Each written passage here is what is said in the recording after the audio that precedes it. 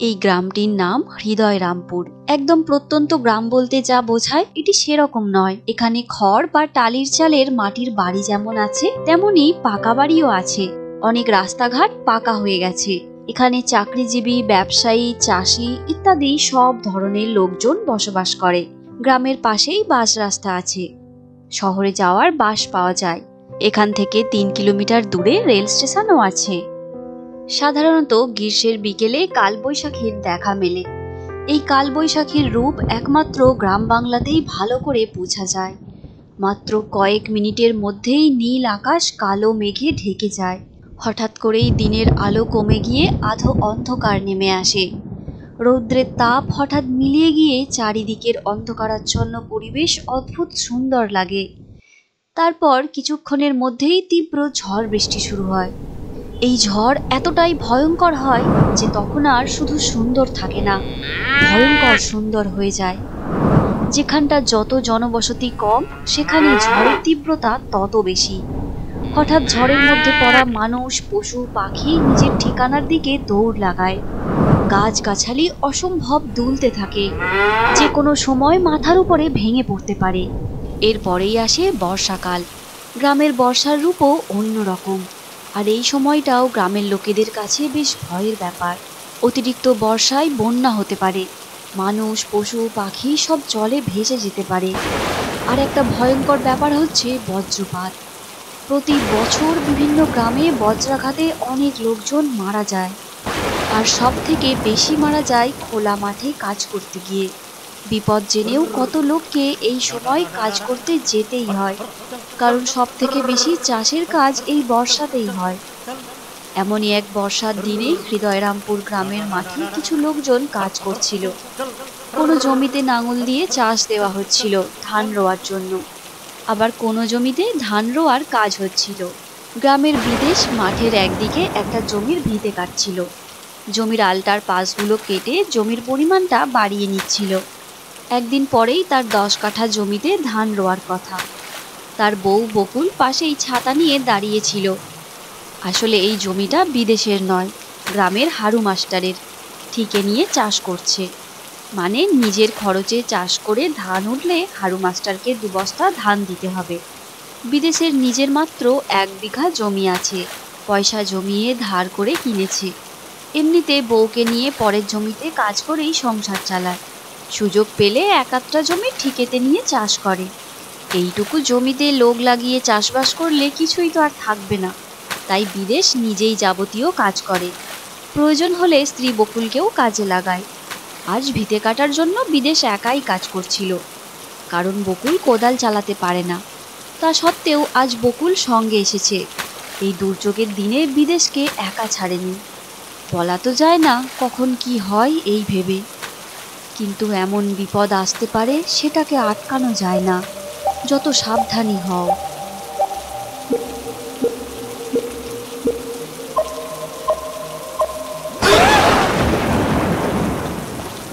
হঠাৎ চোখ ঝলসানো তীব্র আলো আর কানে তালা লাগানোর মতো প্রচণ্ড শব্দে দিগন্ত বিস্তৃত মাঠ যেন কেঁপে উঠল।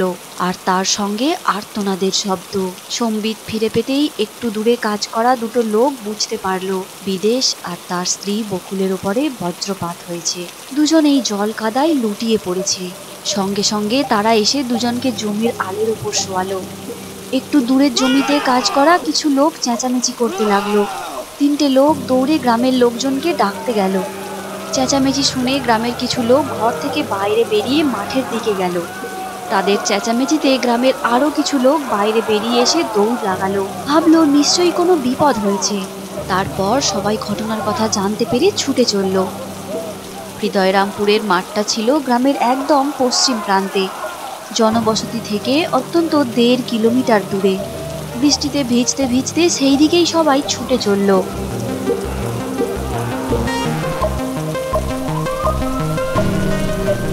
দুজনকে কয়েকজন মিলে রাস্তার দিকে বয়ে আনলো। এদিকে কয়েকজন অ্যাম্বুলেন্স ডাকতে গিয়েছিল। যতটা সম্ভব দ্রুততার সঙ্গে দুজনকে অ্যাম্বুলেন্সে তুলে হসপিটালের দিকে রওনা দিল। অ্যাম্বুলেন্সটা গ্রাম ছাড়িয়ে খলতপুর হসপিটালের দিকে চলল। কাছাকাছির মধ্যে এটাই একমাত্র হসপিটাল, তাও প্রায় 5 কিলোমিটার দূরে। তারপর প্রায় মিনিট 15-র মধ্যেই অ্যাম্বুলেন্সটা হসপিটালে পৌঁছলো। বিদেশ আর বকুলকে ভালো করে পরীক্ষা করার পর হসপিটালের ডিউটিরত ডাক্তারবাবু বাইরে এসে গ্রামের লোকগুলোকে বললেন, সরি, বজ্রাঘাত হওয়ার সঙ্গে সঙ্গেই দুজনে মারা গেছে। আপনারা অপেক্ষা করুন, পদ্ধতিগত কারণে আপনাদের হাতে বডি তুলে দিতে কিছুটা সময় লাগবে। এদিকে বিদেশ আর বকুলের একমাত্র সন্তান রমেশ তখন দুয়ারে একটা খুঁটিতে হেলান দিয়ে দাঁড়িয়ে বাবা মায়ের জন্য অপেক্ষা করছিল। এতক্ষণ ঘরেও ঘুমাচ্ছিল, তাই এত কিছু ঘটে গেছে তার কিছুইও জানতে পারেনি। অন্যদিন মা বাবা কাজ থেকে এসে ওকে ঘুম থেকে তুলে খেতে দেয়।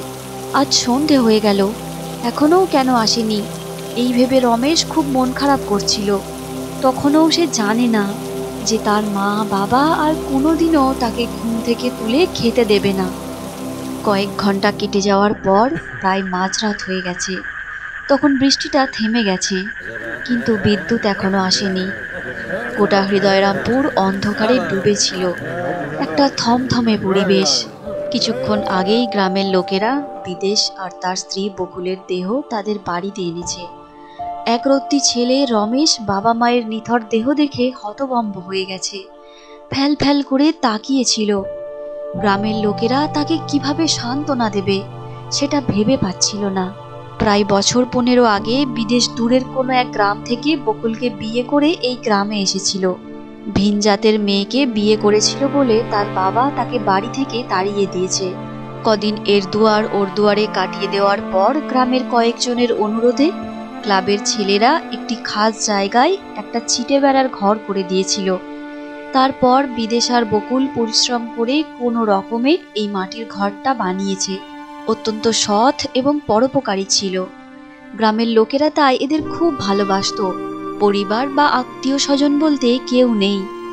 তাহলে রমেশের কি হবে, এই ভেবে সবাই খুব ভেঙে পড়েছিল। তারপর 1 মাস কেটে গেছে। গ্রামের লোকেদের উদ্যোগে দেহ সৎকার থেকে শুরু করে পারলৌকিক যে সমস্ত কাজ হয় তার সবকিছুই সময় মতো হয়ে গেছে। এখন গ্রামের লোকেরা যে যখন পারে রমেশকে বিভিন্নভাবে সাহায্য করে, বিভিন্ন পরামর্শও দেয়। কিন্তু এইভাবে কতদিন চলবে, এটাও একটা খুব চিন্তার বিষয়। একদিন কয়েকজন মিলে রমেশদের বাড়ির কাছেই যদুনাথ রায়ের বাড়িতে এসেছিল। বিভিন্ন দরকারে, অভাব, অভিযোগ, সমস্যা বা কোনো পরামর্শের জন্য গ্রামের লোকেরা এই যদুনাথ বাবুর কাছেই আসতো। গোপীনাথপুর প্রাইমারি স্কুলের প্রাক্তন শিক্ষক, এখন পঞ্চায়েতের সদস্য, স্থানীয় পঞ্চায়েতের খুব প্রভাবশালী ব্যক্তি। দরকার হলে পঞ্চায়েত প্রধানও তার পরামর্শ নেয়। কিন্তু অবিবাহিত যদুনাথ বাবু নিজে অতি সাধারণ জীবনযাপন করেন, একটা ছোট্ট ঘরে থাকেন। সবাই সব দরকারি কথা হয়ে যাওয়ার পর গ্রামের বিদ্যুৎ বলল, কাকা, বলছি কি, রমেশের জন্য একটা কিছু ব্যবস্থা করতে হবে তো গো। ব্যবস্থা বলতে কি বলছিস? গ্রামের সবাই তো সব রকমভাবে সাহায্য করছে। এখনও দেখ না কয়েকজন ওর কাছে এসেছে। এটা ঠিক কথা যে গ্রামে যে যখন পারছে সব রকমভাবে সাহায্য করছে, কিন্তু কাকা, এটা তো স্থায়ী কিছু সমাধান নয়। কোনো দিন দেখা যাচ্ছে একই বেলায় 2-3 জন খাবার দিয়ে আসছে, ওইটুকু ছেলে কত আর খাবে, নষ্ট হচ্ছে। আবার কোনো দিন ছেলেটা শুকিয়ে থাকছে, ছেলেটাও হয়েছে বাপের মতো মুখ চোরা, না খেতে পেয়ে মরে গেলেও মুখ ফুটে কাউকে কিচ্ছু বলবে না। গত সপ্তাহের কথা, আমি জোলোর মাঠে কাজ করে এই রাস্তা দিয়েই বাড়ি ফিরছিলাম। তখন বেলা পড়ে গেছে, দেখি ছেলেটা মুখ শুকনো করে দুয়ারে বসে আছে। আমি জিজ্ঞাসা করলাম, কিরে, কি হয়েছে, কিছু খেয়েছিস? মাথা নাড়ছে। ভালো করে জিজ্ঞাসা করে জানতে পারলাম সারা দিন কিচ্ছু খায়নি। তাড়াতাড়ি বাড়ি ছুটলাম। বাড়িতে গিয়ে দেখি বউ আমার জন্য খাবার নিয়ে বসে আছে। আমি বললাম, আগে ছেলেটাকে কিছু খাবার দিয়ে এসো, সারা দিন বেচারা কিচ্ছু খায়নি, আমি পরে খাচ্ছি। তক্ষুনি বউ খাবার নিয়ে ছুটল ছেলেটার জন্য। খুব খারাপ লাগে। আপনি দেখুন না, পঞ্চায়েত থেকে যদি কোনো একটা কিছু ব্যবস্থা করা যায়। না রে মা, পঞ্চায়েত থেকে কিছু হবে না। পঞ্চায়েত থেকে যা কিছু হয় সবই তো সরকারি প্রকল্পে, ওর বাইরে কিছু করার উপায় নেই। একটা ছেলের একেবারে দায়িত্ব নিয়ে নেওয়ার মতো আর কি প্রকল্প থাকবে বল? তাহলে কাকা উপায় একটা কিছু তো করতে হবে। তোরা একটা কাজ করতে পারিস, একবার কল্যাণবাবুর কাছে জানা। আমি কিন্তু যাব না, প্রথমেই বলে রাখছি। ও পঞ্চায়েতের লোক দেখলেই খেপে যায়। তোরাই কয়েকজন মিলে যাবি। ওদের শহরে বিরাট ব্যবসা, অনেক সোর্স আছে, টাকার তো হইগই নেই। ও যদি টাকা পয়সা দিয়ে বা অন্য কিছু একটা ব্যবস্থা করে দেয়, তাহলে ছেলেটার একটা হিল্লে হয়ে যাবে, বুঝেছিস তো? ওরে বাবরে, তুমি কল্যাণ চ্যাটার্জির কাছে যেতে বলছো? তাহলেই হয়েছে আর কি। পাড়ার ছেলেগুলো সরস্বতী পুজোর চাঁদা নিতে গিয়ে সে কি অবস্থা। সরস্বতী বানান বল, সরস্বতী পুজো কেন করা হয়, প্রতিদিন স্কুলে যাস না, চাঁদার টাকায় ফুর্তি করিস, তার স্বরে কেন মাইক বাজাস, ইত্যাদি ইত্যাদি। এমন সব কথা বলেছে যে ছেলেগুলো অপদস্থ হয়ে বিল না কেটে কোনো রকমে পালিয়ে বেঁচেছে। ওর সামনে দাঁড়াতেই ভয় লাগে। দেখো না, গ্রামের সবাই ওকে এড়িয়ে চলে। তাহলে একটা কাজ করতে পারিস, রমেশকেই সরাসরি কল্যাণের সঙ্গে কথা বলতে বল। জানি ছেলেটা একটু লাজুক প্রকৃতির, কিন্তু তোরা ভালো করে বোঝা, এমন করে চলবে না, তুই বড় হচ্ছিস, এইসব বল দেখিনি। রোজ সকালবেলা 5:30 নাগাদ এই রাস্তা দিয়েই কল্যাণ হেঁটে যায়, মর্নিং ওয়াকিং করে। সরাসরি ছেলেটা বললে আমার মনে হয় একটা কিছু ব্যবস্থা করে দিতেও পারে। গ্রামের কয়েকজন যুক্তি করে ভোরবেলা রমেশের বাড়ি এসে হাজির। রমেশকে ঘুম থেকে তুলে দুয়ারে বসিয়ে বিভিন্ন জন বিভিন্নভাবে তাকে বোঝাতে লাগলো। এই রমেশ রে, কল্যাণ চ্যাটার্জিকে চিনিস তো? লম্বা পাড়া লোকটা, চশমা পরে, ফ্রেঞ্চ কার দাড়ি। আরে ওই বটগাছটার পাশে ওই বাড়িটায় থাকে রে, ওই বড় বাড়িটায়। যার 4 চাকা আছে, খুব গম্ভীর পাড়া লোকটা। এক্ষুনি এইখান দিয়েই হেঁটে যাবে। ওকে বলবি আমাকে একটু হেল্প করো, দেখছো তো আমার অবস্থা। আমরা শিখিয়ে দিয়েছি সেটা একদম বলবি না, তোর যাতে ভালো হয় তার জন্যই আমরা বলতে বলছি। আরে ওই দেখ, কল্যাণ চ্যাটার্জি আসছে, তাড়াতাড়ি চল, আমরা লুকিয়ে পড়ি। লোকটা বকবে না তো? আমার ভয় করছে। ভয় তোমার বের করে দেব, আমরা আড়াল থেকে সব শুনছি। না বললে না, মেরে তোর ছাল তুলে নেব, বলে দিচ্ছি। এই কল্যাণ চ্যাটার্জি বিখ্যাত শিল্পপতি হরনাথ চ্যাটার্জির ছোট ছেলে। ছোটবেলা থেকেই সাহিত্যের প্রতি ঝোঁক, পড়াশোনাতেও বেশ ভালো। হরনাথ চ্যাটার্জি অনেক চেষ্টা করেও ছেলেকে পারিবারিক ব্যবসায় সামিল করতে পারেননি। স্কুল জীবন থেকে কল্যাণ বিভিন্ন পত্রপত্রিকায় লেখালেখি করত। পারিবারিক ব্যবসা ছেড়ে সাহিত্যের প্রতি ঝুঁকে পড়াটা হরনাথবাবু একদমই ভালোভাবে নিতেন না। এক প্রকার জোর করেই ছেলেকে সফটওয়্যার ইঞ্জিনিয়ারিং পড়তে বিদেশে পাঠিয়ে দিয়েছিলেন। প্রতিভাধর কল্যাণ ব্যানার্জি ইঞ্জিনিয়ারিং পাশ করেই সেখানে চাকরি পেয়ে যান। কয়েক বছর পর দেশে এসে বিয়ে করে স্ত্রীকে নিয়ে যান সেখানে, কিন্তু বেশি দিন চাকরি করতে পারেননি। মনটা সাহিত্যের দিকেই পড়েছিল। বছর কয়েক হলো পাকাপাকিভাবে দেশে চলে আসেন। পরিবারের বাকিরা শহরে থাকলেও কল্যাণ চ্যাটার্জি তার স্ত্রীকে নিয়ে এই গ্রামের বাড়িতেই থাকেন। ছেলে শুভদীপ মিশনে থেকে পড়াশোনা করে। কোলাহলহীন গ্রাম্য পরিবেশটাই কল্যাণ চ্যাটার্জির বেশি পছন্দ। লেখালেখিটা ভালো হয়, তাই এই গ্রামের বাড়িটাই বেছে নিয়েছিলেন। কবিতা এবং উপন্যাস দুটোই দারুণ লেখেন। গত বছরই একটা বড় পুরস্কারও পেয়েছেন। সারাটা দিন লেখালেখিতেই কাটে। গ্রামের লোকেদের সঙ্গে সেভাবে মেলামেশা করেন না, নিজের জগতেই থাকেন। সরল সাদা গ্রামের লোকেরা অত কিছু বোঝে না। কেউ ভাবে কল্যাণ চ্যাটার্জি খুব দেমাকি মানুষ, কেউ ভাবে মাথার গন্ডগোল আছে, তাই দিন রাত বাড়িতে বসে থাকে। গ্রামের লোকেদের কথায় জোর করেই ভয়ে ভয়ে রমেশ রাস্তার ধারে এসে দাঁড়ালো। মুখ চোরা ছেলেটা আদৌ কল্যাণ চ্যাটার্জিকে কিছু বলতে পারবে তো?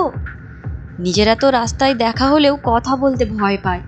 কি হয় তা জানার আগ্রহ নিয়ে গ্রামের লোকেরা আড়াল থেকে তা লক্ষ্য করছিল।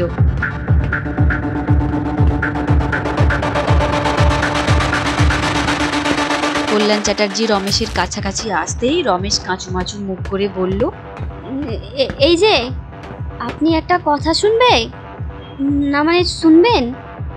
কদিন আগে মাঠে কাজ করতে করতে বজ্রাঘাতে যে 2 জন মারা গেল, তুই তাদের ছেলে তো? বল কি কথা? বাবা মায়ের মরে যাওয়ার পর আমাদের বাড়িতে আমি একা হয়ে গেছি। আমি তো এখনো কাজ করতে শিখিনি, তাই কোনো রোজগার নেই। আমাদের একটা ছোট জমি আছে, কিন্তু আমি তো চাষ করতে জানি না। গ্রামের লোকেরা যে যেমন পারে খাবার দিয়ে সাহায্য করে, কিন্তু এরকম করে তো বেশি দিন চলবে না। তাই বলছিলাম, আপনি আমাকে সাহায্য করবেন যাতে আমার আর অভাব না থাকে। না, আমি সাহায্য করব না। এমনিতে আমি কাউকে খাওয়া দাওয়ার সাহায্য করিও না, আর তোকে তো করবই না। এখন থেকে নিজের পায়ে দাঁড়াতে শেখ, কারণ তোর জীবনটা গ্রামের অন্য যে কোনো বাচ্চার থেকে অনেক কঠিন। তোকে অনেক লড়াই করতে হবে, সেটা এখন থেকেই শুরু করে দে। স্কুল যাওয়া শুরু কর, মন দিয়ে পড়াশুনো কর। এক বেলার খাবার তো মিড ডে মিলেই পেয়ে যাবি। জমিটা কাউকে ভাগে দিয়ে দে, গ্রামের অভিজ্ঞ কারোর সঙ্গে আলোচনা কর। বাকি সব দেখবি কোনো না কোনোভাবে জোগাড় হয়ে যাবে। তোকে বসিয়ে খাবারের সংস্থান আমি যদি করে দিই, সেটা তোর পক্ষে ভালো হবে না। বরঞ্চ পড়াশুনোটা চালিয়ে নিয়ে যা। একটা সময়ের পর আমার সহযোগিতা পাবি, কেমন? কল্যাণ চ্যাটার্জি হাঁটা লাগালেন। রমেশ কি বুঝলো সেটা সেই জানে। মুখে কিছু না বলে শুধু ফ্যাল ফ্যাল করে তাকিয়ে রইল। ততক্ষণে আশেপাশে লুকিয়ে থাকা গ্রামের লোকজন বেরিয়ে এসেছিল। কল্যাণ চ্যাটার্জির কথাগুলো শুনে সবাই হতাশ, কেউ কেউ খুব রেগেও গেছে। কিরকম চশমখর লোক রে বাবা! বাড়িতে টাকার ছেদও ফুটে যাচ্ছে, একটা অসহায় ছেলের জন্য কিছু দিলে কি হবে? এত টাকা পয়সা কি হবে বলো তো? সব ভূতে খাবে। এই রকম লোকেদের টাকা ভোগ হয় না গো। 2-4 লাখ টাকা তো ওর হাতের ময়লা, ইচ্ছা করলেই দিতে পারে, তবুও দেবে না। টাকা পয়সা থাকলে কি হবে, মনটা তো ছোট। আমাদের যদি থাকতো তাহলে দেখতে হতো না। ভগবান আমাদের শুধু মনটাই দিয়েছে। 5 পয়সা দিয়ে সাহায্য করবে না, অথচ কেমন লেকচারটা মেরে গেল দেখলে? পড়াশোনা করে নিজের পায়ে দাঁড়া। আরে ছেলেটা আগে খেয়ে পড়ে বাঁচুক, পড়াশোনা শিখে কি হবে? গাদা গাদা বই পড়ে ওর নিজের অবস্থাটাই দেখ না। অসংখ্য এই ছাড় তো, কাউকে দরকার নেই। এই শোন রমেশ, তোকে কিচ্ছু ভাবতে হবে না। আমরা যে যেমন পারি তোকে সাহায্য করে যাব। তোর 2 মুঠো খাওয়া দাওয়ার ব্যবস্থা আমরা ঠিক করে দেবো, ঠিক আছে? কিন্তু রমেশের চিন্তা ভাবনাটা একটু অন্যরকমই হচ্ছিল। গ্রামের উপকারী লোকজনগুলোর সঙ্গে ঠিক মিল ছিল না। আসলে অনেক সময় জীবনে হঠাৎ করে ঘটে যাওয়া ভয়ঙ্কর ঘটনায় কেউ কেউ অসহায় হয়ে যায় বটে, কিন্তু পরিস্থিতি তাকে অনেক পরিণতও করে তোলে। ছোট্ট রমেশের ক্ষেত্রেও কি তাই হয়েছিল? অনেক রাত পর্যন্ত না শুয়ে অনেক কিছু ভাবছিল। সারাদিন মন খারাপ করে দুয়ারে বসে থাকলেও রাত হতে না হতেই ও ঘুমিয়ে পড়ে। আজ তার চোখে ঘুম আসছিল না। পরদিন সকালের ঘটনা। এটা রমেশের প্রতিবেশী রানু পিসির বাড়ি। রমেশের বাবা বিদেশকে দাদা পাঠিয়েছিল, প্রতি বছর ভাইদিতিয়াও করত। বিদেশ আর বকুল মারা যাওয়ার পর এই রানু পিসি বেশিরভাগ সময় রমেশকে খাবার দিয়ে আসতো। হঠাৎ করে রমেশ তার বাড়ি এসে হাজির হয়েছে। তারপর প্রায় জোর করেই রানু পিসিদের 4টে গরু নিয়ে মাঠে চড়াতে গেল। তুই গরুগুলো মাঠে নিয়ে যাচ্ছিস? লোকে কি বলবে বলতো? আমারই বদনাম করবে। না গো, আমি বলবো আমি জোর করে নিয়ে যাচ্ছি। রাস্তা দিয়ে তখন ঘোষখুরি যাচ্ছিল, গরুগুলো দেখে দাঁড়িয়ে গেল। রানুটার কি আকেল, 4টি খেতে দেবে বলে গরু চড়ানো করাবে? না গো ঠাকুমা, পিসি মানা করেছিল, আমি জোর করেই নিয়ে যাচ্ছি। সব সময় বাড়িতে বসে থেকে কি করব? ও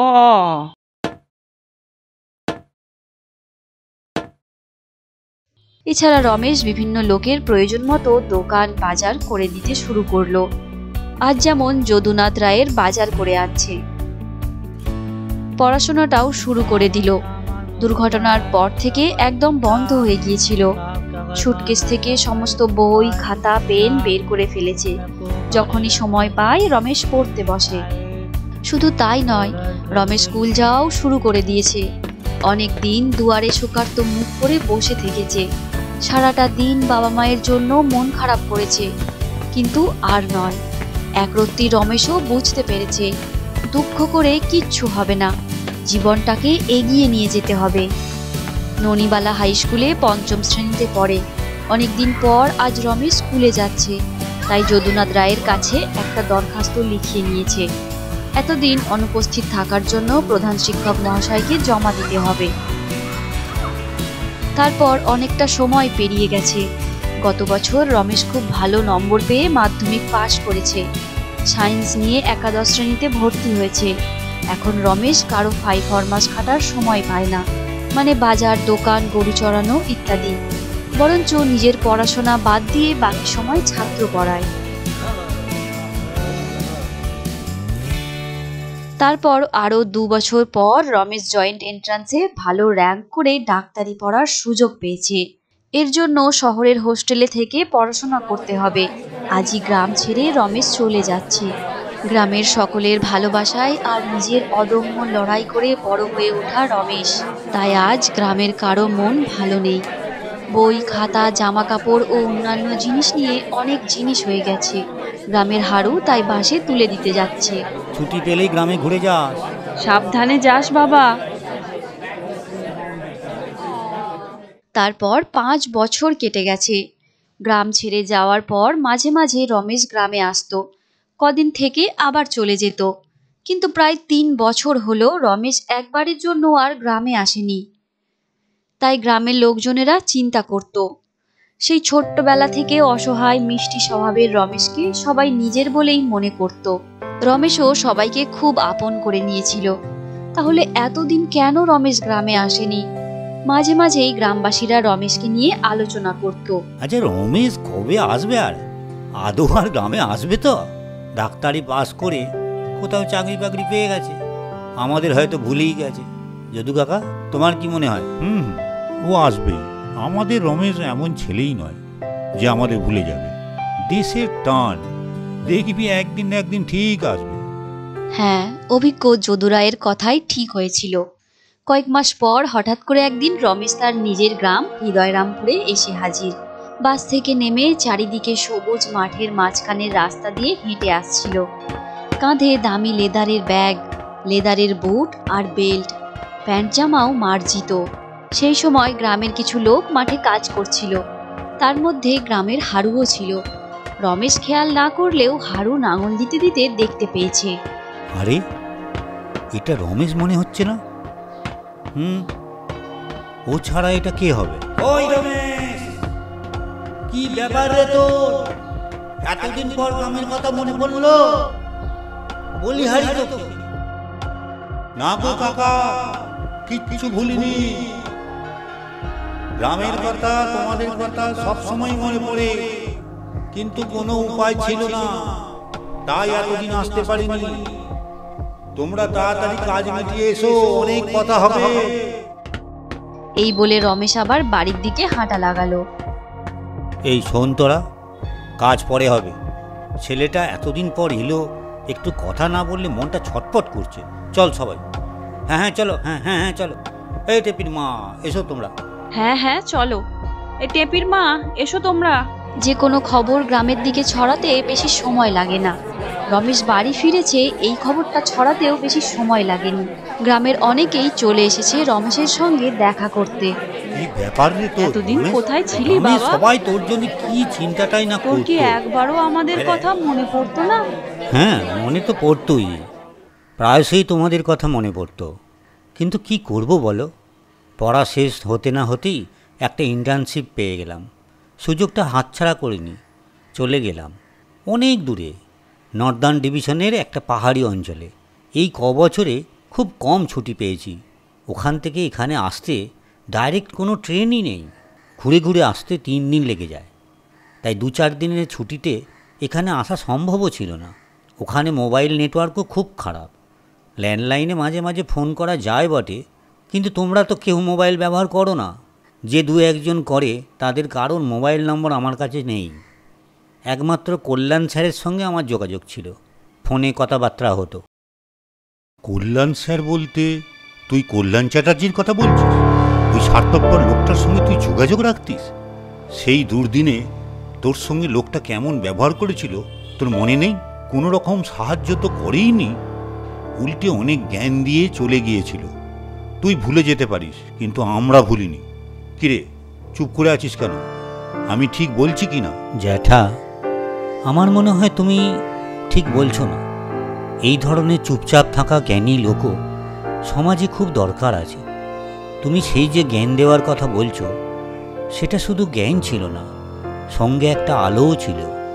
যে আলোর ছটা আমায় একটা রাস্তা দেখিয়েছিল, ওই রাস্তা দিয়েই আমি হাঁটতে শিখেছি। ছোটবেলার অপরিণত মস্তিষ্কেও বুঝতে পেরেছিলাম বসে বসে কাঁদলে হবে না, পড়াশুনো করতে হবে, কাজ করতে হবে। আমি এটাও জানি যে তোমরা না থাকলে ওই সময় আমি খড়কুটোর মতো ভেসে যেতাম। সে কথা কল্যাণ স্যারও বারবার বলেন। কিন্তু একটা সময় উনি আমাকে কত সহযোগিতা করেছেন, কতই উৎসাহ দিয়েছেন। উনি না থাকলে আমি এত দূর আসতেই পারতাম না। কি কি কি বলছিস তুই? কল্যাণ চ্যাটার্জি তোকে উৎসাহ দিয়েছে, এত সহযোগিতা করেছে? আমরা তো কই জানি না, আমরা তো আড়ালে গালিগালাজি করে এসেছি। সত্যি আমরা জানতামই না। এই লোকটাকে কত খারাপ ভাবতাম। সত্যি আমরা জানতামই না, লোকটাকে কত না খারাপ ভাবতাম। বাইরেটা দেখে না সবসময় তাকে সত্যি বোঝা যায়, আমরা আরে, ভুল করেছি। আর কেমন মন। মনে হচ্ছে আমরা খুব ভুলই করেছি, বুঝলি? আমি যখন মাধ্যমিকে স্টার পেয়ে পাশ করলাম, তখন উনি আমার রেজাল্ট দেখে আনন্দে কেঁদে ফেলেছিলেন। তারপর থেকে উনি নিয়মিত আমার সঙ্গে যোগাযোগ রাখতেন। পড়াশুনোর ব্যাপারে উনি আমাকে ভীষণভাবে সহযোগিতা করেছেন। কিভাবে টার্গেট করে পড়াশুনো করে সামনের দিকে এগোতে হয়, সব উনি গাইড করে গেছেন। উনি যে আমাকে কতভাবে সহযোগিতা করেছেন সেটা বলে শেষ করা যাবে না। সামনের মাসে আমি এমআরএস হসপিটালে জয়েন করছি। খবরটা পেয়েই উনি বলেছেন, প্রতি সপ্তাহে নিয়ম করে গ্রামে একদিন বসবি, গ্রামের মানুষকে বিনামূল্যে চিকিৎসা করবি। কয়েক বছর পর গ্রামের কাছাকাছি একটা হসপিটালও করতে হবে। টাকা পয়সার জন্য ভাববি না, আমি আছি তো। দেখছিস তো আমাদের গ্রামের কাছাকাছি কোনো হসপিটাল নেই। কল্যাণ চ্যাটার্জি আমাদের গ্রামের জন্য কত ভাবেন, অথচ আমরা ভাবতাম ও একটা মস্ত বড় স্বার্থপর লোক। এখন নিজেদেরকে খুব অপরাধী লাগছে। বাবা রমেশ, তুই গ্রামে এসে এখনো মনে হয় কল্যাণ চ্যাটার্জির সঙ্গে দেখা করিসনি। যা, আগে একবার দেখা করে আয়। হ্যাঁ হ্যাঁ হ্যাঁ হ্যাঁ রমেশ, আগে একবার রমেশ। দেখা করে আয়। আগে একবার দেখা যা করে যা, আয়। তাড়াতাড়ি যা। হ্যাঁ দেখা করে আয়, দেখা করে যা, দেখা করে যা, যা যা যা, তাড়াতাড়ি যা, যা যা।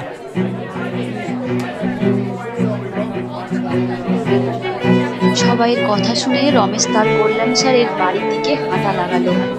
কয়েক মিনিটের মধ্যেই একটা মানুষ সম্পর্কে ধারণাটা পুরো পাল্টে গেল। আর সেটা রমেশের জন্যই সম্ভব হলো, না হলে কল্যাণ চ্যাটার্জি সম্বন্ধে গ্রামের লোকেদের ধারণাটা কিছুতেই পরিবর্তন হতো না। আসলে আমাদের সমাজেই কিছু মানুষজন থাকে যারা নিজস্ব একটা জগৎ তৈরি করে থাকতে ভালোবাসেন। এইসব মানুষগুলো বেশিরভাগ ক্ষেত্রেই সৃষ্টিশীল হয়। এরা হয়তো রাস্তাঘাটে অত কথা বলে না বা পাড়ার আড্ডায় যোগদান করে না, একটু অন্যমনস্ক থাকে। এদেরকে লোক খ্যাপাটে বলে, না হলে বলে মিশুকে নয়, অথবা শুধু নিজেরটা বোঝে, স্বার্থপর, আঁতেল, এইসব বলে। এইসব জ্ঞানী মানুষ কিছু বললে সেটাকে জ্ঞান দিচ্ছে বলে তুচ্ছ তাচ্ছিল্য করা হয়। অথচ এই সমস্ত গুণী মানুষজন ছাড়া সমাজ এগোতে পারে না।